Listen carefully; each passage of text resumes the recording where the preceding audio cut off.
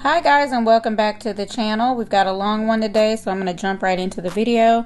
The hair we are using is from Eayon Hair. They sent me over a couple of bundles of their bulk human hair for braiding, the silky straight variety. Here's what the hair looks like straight out of the box, and I can tell I've worked with so much human hair, I can tell this is high quality full strand hair from root to tip. I believe I have the 20-inch, and for this full look that I'm doing today, I only used 2 bundles. If you have ever wondered if you're getting the real deal, here is a way to test the hair. The hair on the right is synthetic and the hair on the left is Eayon straight hair. When you burn synthetic hair, it melts like this, and when you burn human hair, it turns to ash like this. This is what the hair looks like after I have shampooed it and dried it. And I just want you to take a look at the top of these bundles. They are completely full. I even pulled them and combed them out, and there were no short strands at all. To prep the hair, I did go ahead and comb through some braid gel at the ends to keep the hair from slipping and sliding around, because again, this is silky straight hair. And if you don't have a rack like mine, which is much more on the larger side, you will need 2 racks or more to prep all of the hair. You can prep as you go, however, I find it so much more less stressful if you prep in advance. Also, for the structure of the braid, I prepped 1 pack of the Expressions braiding hair in 32 inches on the left hand side of the rack. Now jumping into the install, my model is relaxed, and I'm going to go ahead and part her off into 4 sections. We're going to be doing C parts, and whenever I do C parts, parting away into 4 sections helps me manage how much I'm doing and manage my time as well. I actually finished this entire head in about 4.5 hours. Now jumping into the actual technique, go ahead and get your notes out and pay attention. I'm going to do this in real time so you can follow along. Starting with her natural hair, I find it's much easier when you're dealing with relaxed hair because you're fighting 2 textures, and usually relaxed clients have thicker hair. Start the braid off with their natural hair to get it nice and secure. I'm going to add in 1 piece of the braiding hair and 1 more piece of the braiding hair. So I only added 2 pieces of braiding hair to start off with. And of course, there is a method to the madness. By only adding in 2 pieces, I'm left with 1 single leg, this one right here, that is always going to be smaller than the rest of them. And if I put it in my middle position, I'm just going to use that as my guide to add in the human braiding hair. And notice that I'm only inserting the one side of the end of that piece of hair, and I'm not hooking it downward. I'm doing that because I know I'm going to add in about 5 to 6 pieces of hair, and if you hook it downward, it's going to make the braid more bulkier. So you're really just using the hair to extend the life of that shorter strand. And I didn't use the 3-finger method for spacing. I just added hair as the strand got lighter. And one key thing to note is that this type of hairstyle, this type of braiding style requires a lot of expert experience. So if you are not a tight braider, notice that I am braiding underhand. If you are not a tight braider and you don't feel like you can get a good grip on keeping this hair in place, this is not the style for you to try. You have to be able to braid as tightly as possible because this human hair will slide out if you are not careful. I know sometimes we want to save inches on the bundles, but you're going to need to insert at least 3 inches of that tip into the braid to keep it from coming out. Because with this type of hairstyle, you want to be able to brush and comb the hair with ease. And here's one more look at how I insert the strand on the middle leg.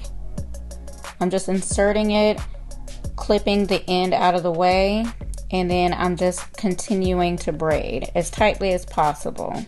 Now this step is optional for the ends. I wanted the hair to be loose on the ends, so I inserted 2 pieces and hooked them downward on the ends of the strands, and I made sure that I left a good amount of the braiding hair so that we can do the wrap and tap method. So this is going to get a little bit trickier. So if you're not a highly experienced braider, I suggest you practice before you work on a live model.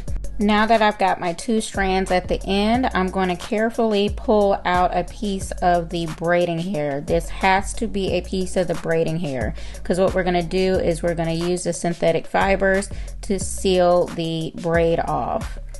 And you notice that I'm just wrapping it. I've shown you guys this a couple of times, but this is the wrap and tap method. I wrapped it around for about a good ½ an inch or so. Then I'm going to grab my pencil flat iron set at 450 degrees or higher. I'm going to tap the top of that wrap until it melts a little bit. And then here is a little bit different. I'm going to hold the iron at the bottom of the wrap until it completely melts the hair away. By doing so, you kind of sandwich in the synthetic fibers on the other side of the human hair. The human hair will not burn and it will not do anything. It's only the synthetic fibers that we need to seal the deal. And here's one more close-up look at how I do that method. I'm just going to grab a piece of the synthetic hair, wrap it about a ½ an inch very tightly. Make sure my pencil flat iron is set to 450 degrees or higher. I'm going to tap the top of the wrap. And then when I get to the bottom of that wrap, right there at the bottom where everything meets, I'm going to hold it until everything melts away. Remember to rub everything in your fingers to seal everything in. Again, this step is totally optional. You can just leave the ends of the braiding hair straight, but it will limit how much heat styling you can do with the hair. And you also want to remember to go a couple of inches past the natural hair length, because you will have to cut the braid out when it's time to take these down. And here is my progress after only 1 hour. I finished the first quadrant in the back and just brushing through the hair to see how thick and full I wanted to keep going with. And here we are at the 2-hour mark. Got most of the back of the head done. Only have the 2 quadrants in the front to go. And here we are at the 4-hour mark. So it took me about 4.5 hours, another ½ an hour for that little piece there at the top. And this is what the hair is looking like. To set the hair, I went ahead and pressed it out and bumped the ends a little bit. I would not suggest going above 400 degrees whenever you're doing heat styling. Of course, this is bone straight hair, so it is not going to hold the curl for very long. And then once you wash it, of course, it's going to go back to bone straight. But you don't want to go above 400 because, again, we use braiding hair as the structure of the braid, and you do not want to burn the hair. And if I was her, I wouldn't even rely on heat styling. I would just flexi rod the hair at night.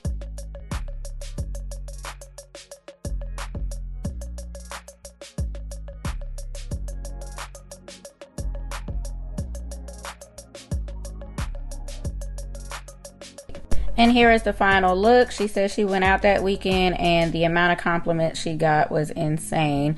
So again, this is Eayon hair. They do have a summer special running right now, but if you missed the special, I will leave a discount code for you in the description box below.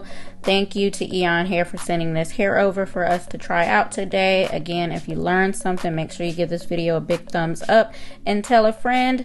Make sure you hit that subscribe button on the way out, and I'll catch you in the next one. Bye.